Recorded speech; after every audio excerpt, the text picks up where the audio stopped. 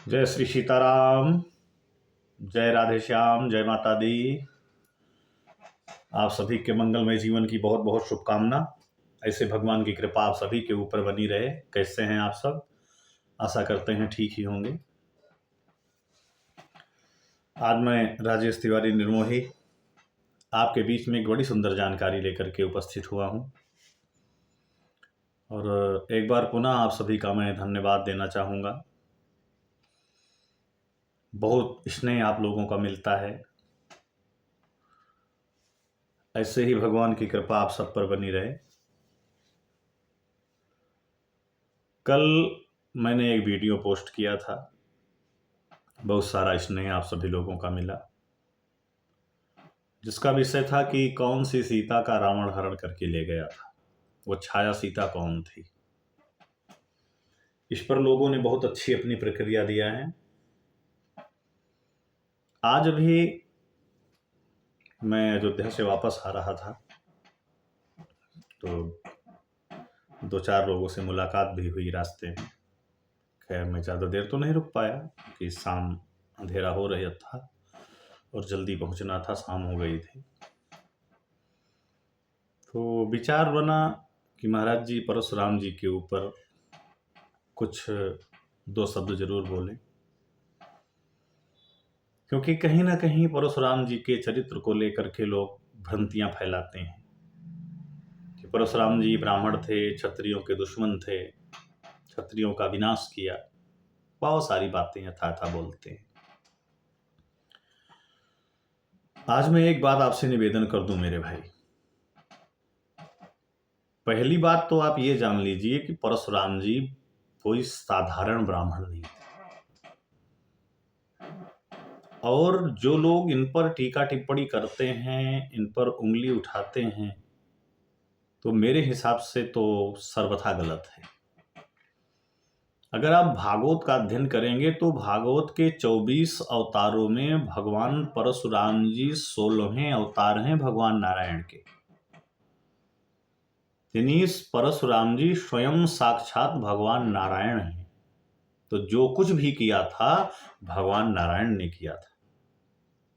अब वो अलग बात है कि नारायण जी ब्राह्मण के घर में जन्म लेकर के पधारे थे, राम जी के रूप में आए तो छत्री के घर में जन्म लेकर के पधारे। अब अगर कोई ये कहे कि राम जी ने रावण जी को मारा तो छत्री लोग ब्राह्मणों के दुश्मन हैं, तो गलत है कि नहीं? क्योंकि राम जी अधर्मी के दुश्मन थे, क्षत्रियों के दुश्मन नहीं थे, न क्षत्रियों के हितकारी थे। वो धर्म हेतु अवतरे गोसाई। जिसने धर्म किया भगवान ने उसको सजा दिया, चाहे वो ब्राह्मण रहा हो, क्षत्रिय रहा हो, वैश्य रहा हो, जो भी रहा हो। भगवान ने कभी पाप और पापियों का साथ नहीं दिया। अब बात परशुराम जी पर आती है तो भगवान ने ब्राह्मण के रूप में जन्म लिया। जो लोग ये कहते हैं कि परशुराम जी ने क्षत्रियों का विनाश किया, मेरे भाई उनसे एक बात आप पूछना कि परशुराम जी ने जब क्षत्रियों का विनाश ही कर डाला, विनाश का मतलब भी समझते हैं आप? बी माने बीज, नाश माने नाश। जिसका नाश कर दिया जाए, बीज ही नष्ट कर दिया जाए, वो होता है विनाश। जब परशुराम जी ने क्षत्रियों का विनाश कर दिया तो राजा दशरथ भी तो क्षत्रिय थे। उनका विनाश क्यों नहीं हुआ? खुद आप सोचिए अपने आप मन में। राजा जनक जी भी तो क्षत्रिय थे, तो उनका भी विनाश कर देना चाहिए था। ये बचे कैसे?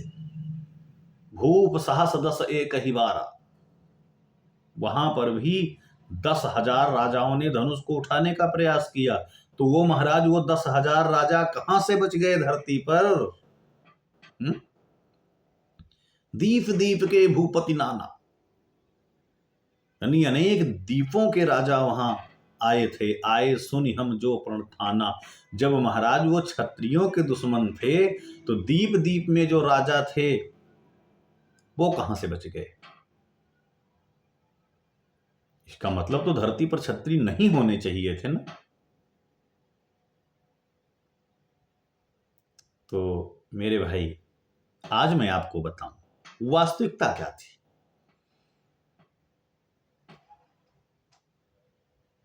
परशुराम जी ने कहा है, लोगों के विचार में, मन में विचार आता होगा, विश्व विदित क्षत्रिय कुलद्रोही। परशुराम जी ने स्वयं कहा है, भुजबल भूमि भूप बिनकीनी। इस पर भी आप ध्यान देना, बस इसी में आपको पता चल जाएगा परशुराम जी किसके दुश्मन थे। क्षत्रियों का नहीं उन्होंने कहा कि भुजबल भूमि क्षत्रिय बिनकीनी, उन्होंने कहा भुजबल भूमि भूप बिनु कीन्ही। वो राजाओं के दुश्मन थे, लेकिन कौन से राजा के? सबके नहीं।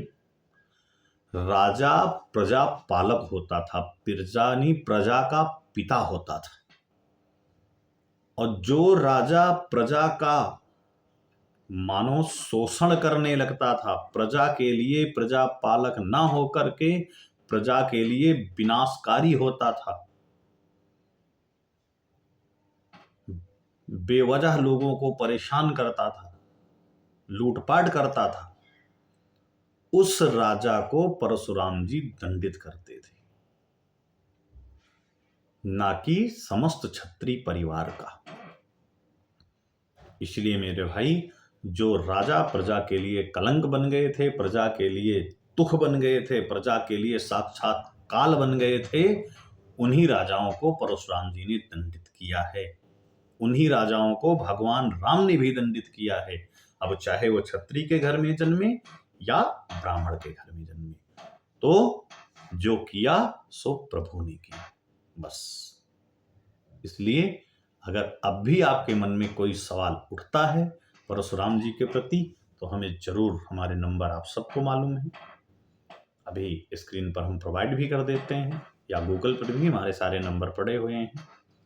फेसबुक, इंस्टाग्राम, यूट्यूब सभी जगह आपको मिल जाएंगे। आप जरूर हमसे संपर्क कर सकते हैं। प्रयास करेंगे कि आपकी शंका का समाधान किया जा सके। जय श्री सीताराम।